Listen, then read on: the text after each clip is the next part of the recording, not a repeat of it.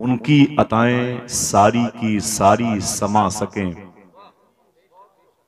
इधर गौस पाक के बेटे बैठे हुए हैं, वो शाख बैठे हुए हैं, और फिर ये सरतापा हमा वक्त बगदाद जाने वाली शख्सियतें मौजूद हैं। उनकी अताएं सारी की सारी समा सकें, इतना वसी दामने अर्जो समा नहीं। इसके बाद वो शेर आ रहा है, ये देखिए, उनकी अताएं सारी की सारी समा सकें, इतना वसी दामने अर्जो समा नहीं। मैं इतना जानता हूं कि ठोकर लगी मुझे, अब जाके पूछो गौस से मैं क्यों गिरा नहीं। मैं इतना जानता हूं कि ठोकर लगी मुझे, अब जाके पूछो गौस से मैं क्यों गिरा नहीं। हजरात, विलायत की सुल्तानियाँ जिसके हिस्से में आई हैं, जिसे अपने वक्त में मकाम खिज़र पर फाइज होने का शरफ हासिल हुआ, जिसे कुतुब अकबर कहा जाता है, जिसे गौसियत कुबरा का मनसब नूर मिला, जिसे सरकारान हसनैन करीमैन की दुआओं की गोद में परवरिश पाने का रूहानी मौका फराहम किया अल्लाह तबारक व तआला ने, उस ज़ाते बाबरकत का जिक्र यकीनी तौर पर मजलिस की कबूलियत की निशानी है।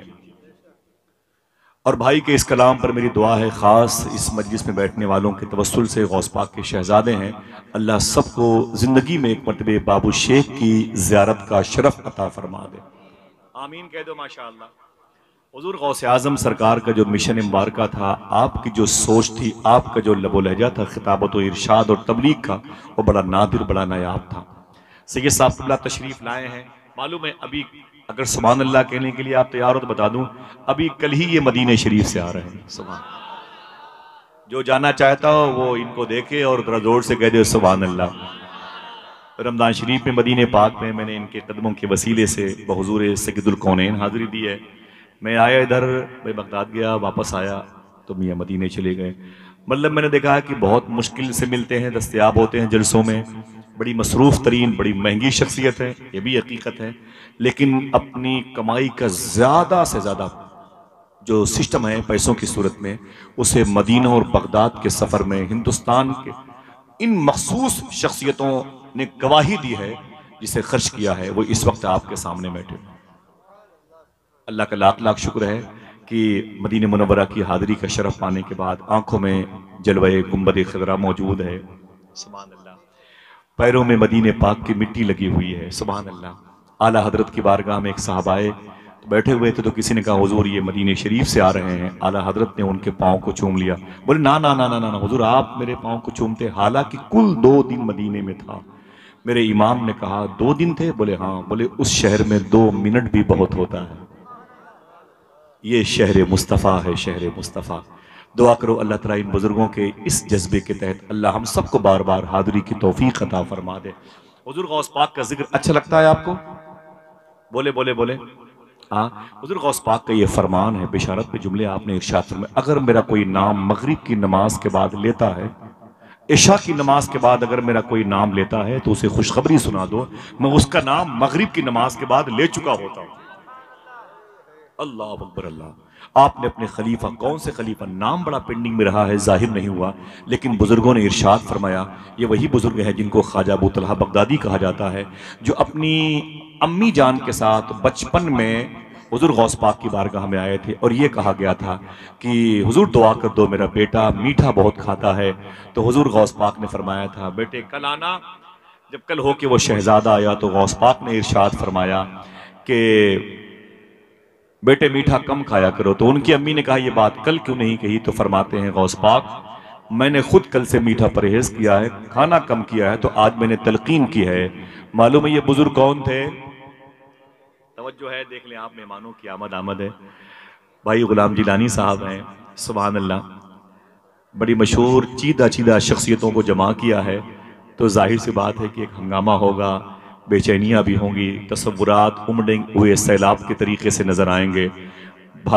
भीड़ की जो है गिनती नहीं की जा सकती है, कसरत हुजूम नजर आएगा। सुभान अल्लाह कहने का वादा किया है, वो है कि चला गया है? बोले बोले भाई बोले। मैं जानता हूं कि बगदाद शरीफ में कब्र के ऊपर एक साहब बैठे हुए थे, तो करीब से एक साहब गुजरे, बोले भाई तुम कब्र के ऊपर बैठे हो, तुम्हें शर्म नहीं आती? कब्र पे बैठने वाले शख्स ने कहा ये कब्र मेरी है, मैं चाहे अंदर बैठूं चाहे बाहर, तुम कौन हो?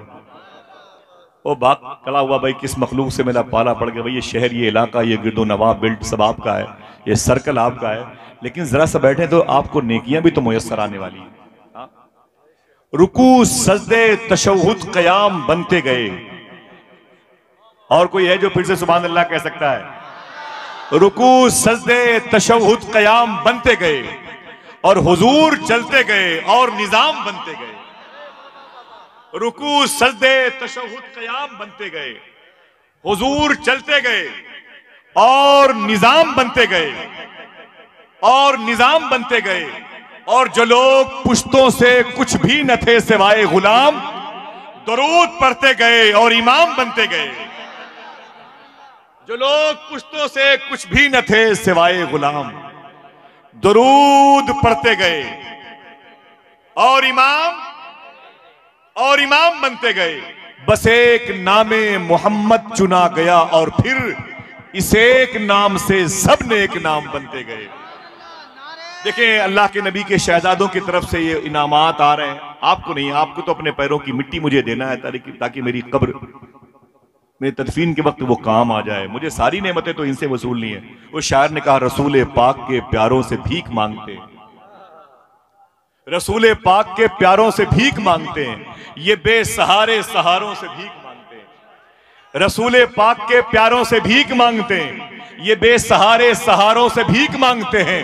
उन्हीं को मिलता है अल्लाह के खजानों से जो सैयदा के दुलारों से भीख मांगते हैं।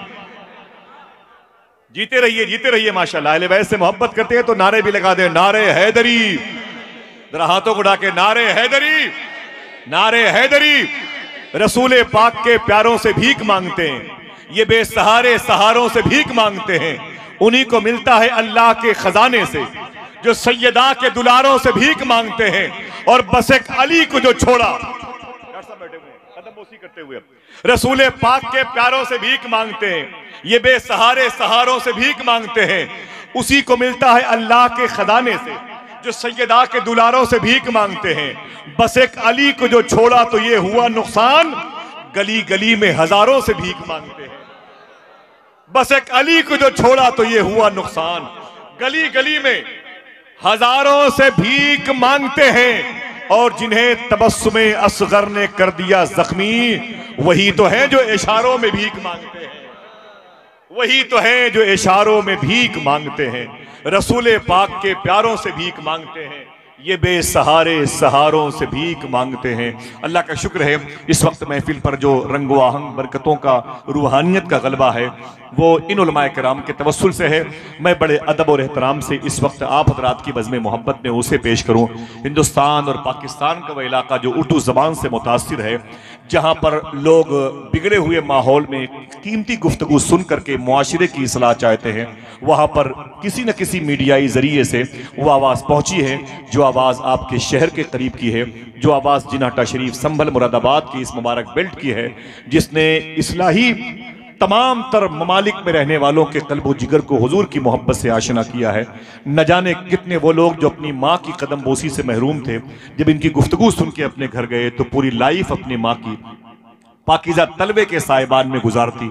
न जाने कितने ऐसे लोग हैं जो शराब खाने से निकलने को तैयार नहीं थे, गुफ्तगू सुनी तो आज मस्जिद के शिकम से बाहर आने को तैयार नहीं है।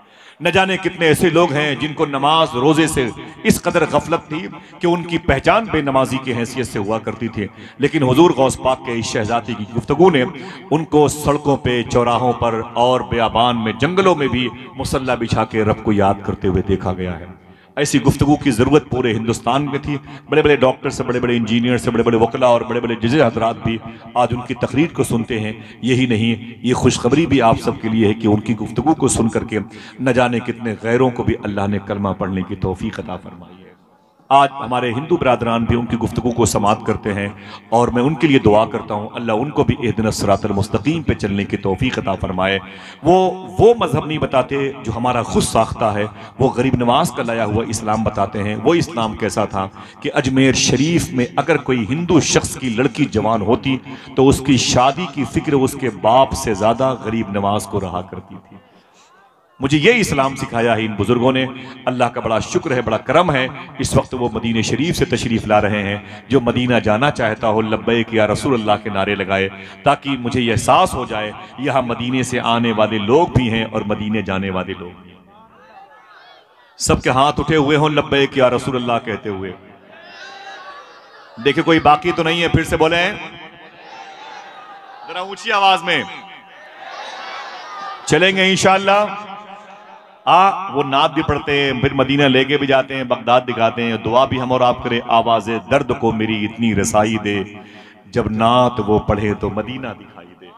हज़रात बड़े अदब और एहतराम से मैं हुजूर गौस पाक के शहजादे को पेश करता हूँ। कल ही इन्होंने मखदूम कायनात के रोज़े पर हाजिरी दी है, मखदूमा ज़ैनब और रुक़ैया उम्मे कुलसूम के दरबार को देखा है, इमाम मालिक के दरबार को देखा है। ज़रा प्यार से कह दो सरकार इमाम हसन के रोज़े पे सलामी पेश की है, इमाम ज़ैनुल आबदीन, इमाम बाक़री, इमाम जाफ़र सादिक के रोज़े को देखा है। खुश होने का वादा करो बता दूं, कल इन्होंने अम्मी हलीमा के रोज़े पर हाजिरी दी है। कल वहीं दरबार में हाजिरी दे के वापस आए हैं, सीधे फ्लाइट पकड़ी दिल्ली और दिल्ली से सीधे इलाहाबाद आए, इलाहाबाद के जलसे से वापस आ रहे हैं माशाल्लाह। इस वक्त सफ़र कर रहे हैं, अम्मी खदीजा की बारगाह से होके आए हैं। इस सफ़र में ज़्यादा वक्त काबे के साये में गुजरा है, उसके बाद ज़्यादा वक्त इनका अम्मी खदीजा के साये में गुजरा है। अब अगर जिसको हुसैन की नानी का प्यार चाहिए, मखदूम कायनात की अम्मी का फैजान चाहिए, वो इनके करीब आ जाए, बड़े अदब और एहतराम से दरमियान से कोई एक शख्स खड़े होकर के हुजूर गौस पाक के शहजादे का इस्तकबाल करे। हम शबीह सरकार मुजाहिद मिल्लत के लाडलों की मौजूदगी है, कोई एक शख्स लगाए नारा मोहब्बत के साथ और पूरा मजमा दोनों हाथों को उठा के जवाब दे। बुलंद आवाज से आपके दोनों हाथ उठे हुए होने चाहिए माशाअल्लाह, सुभान अल्लाह। हुजूर गौसे आजम के शहजादे आ रहे हैं माशाअल्लाह।